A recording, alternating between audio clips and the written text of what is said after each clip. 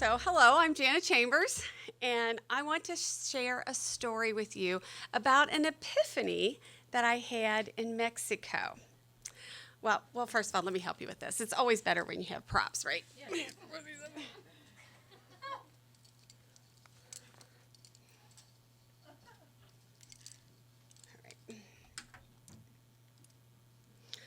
Okay, so my husband and I went to Mexico with some friends that are here today after my cancer journey.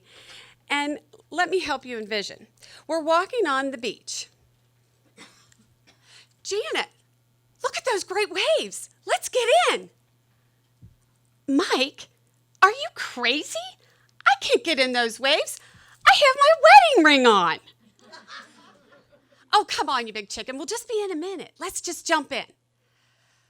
Okay, whatever you say. Janet, look, here's a great wave. Hold on, here we come. What are you doing? Mike, I'm holding on to these glasses. They were $100 Ray-Bans. Oh my gosh, you are crazy. Come on. Oh my gosh, here comes another wave. Janet, what are you doing now? I'm holding on to my hat.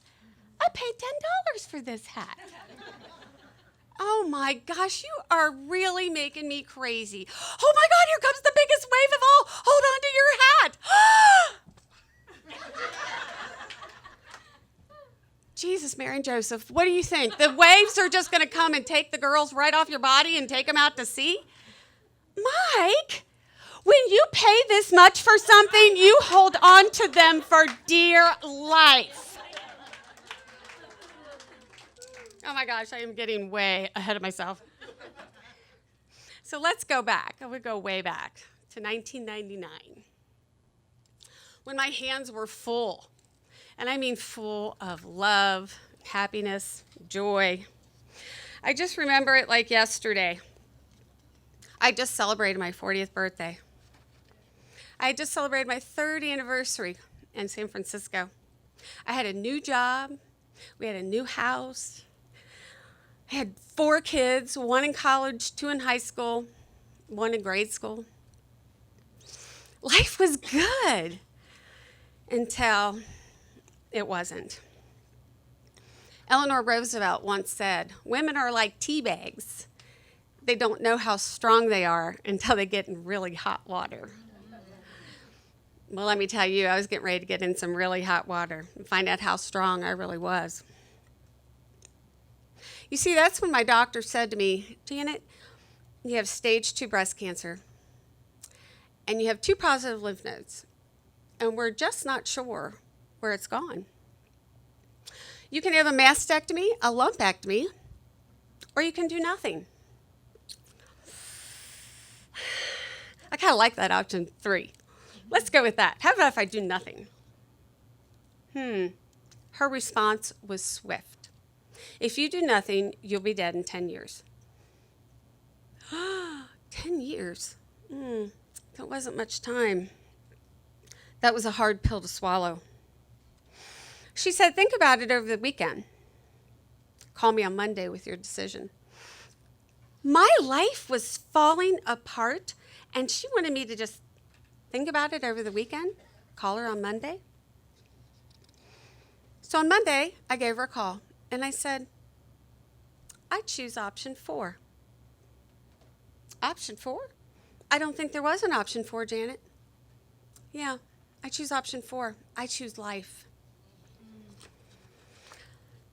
So we were really aggressive with my treatment, and I had a lot of the normal side effects that probably many others have had, the night sweats and the dry heaves and the exhaustion so severe you can't even get your head up off the pillow, crying tears onto the pages of my Bible, carrying the burdens of my family on my back, and many more predicaments to follow, 10 surgeries to date.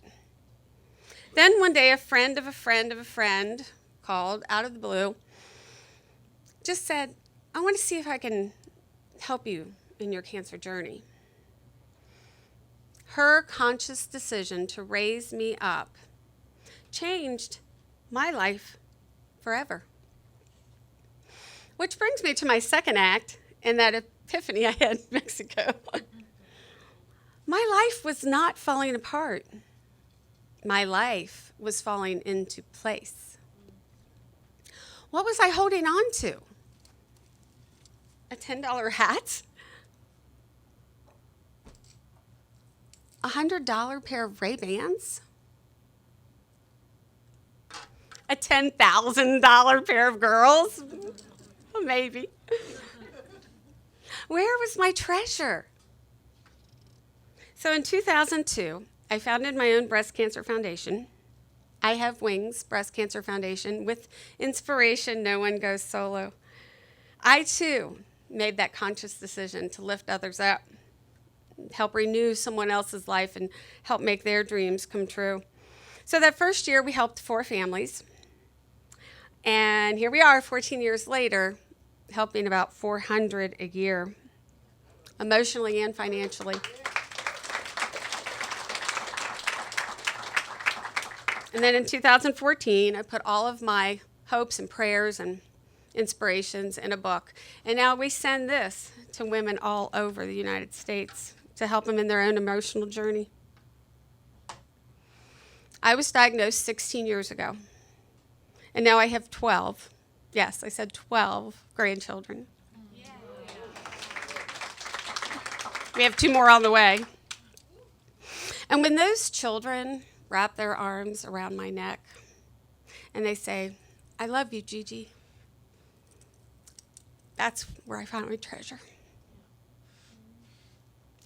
And when my husband of now 20 years would kiss my bald head, and he'd say, "Come and rest.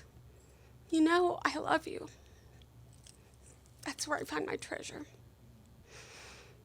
And when a survivor calls out of the blue and says, "Your ministry is such a blessing. Thank you for lifting me up when there's so much uncertainty and pain and downright painful stuff going on in my life," that's where I find my treasure. So Garth Brooks says in his song, "The Dance," "Now I'm glad I didn't know the way it would end, the way it all would go. Our lives are better left to chance. I could have missed the pain, but I'd have to miss the dance." God knew what I needed all along. He was there wiping the sweat off of my brow when I was having night sweats. And he was there when I was having dry heaves and nausea. And I was going to say holding my hair, but I think you know the answer to that. And he was definitely there catching my tears in the Bible.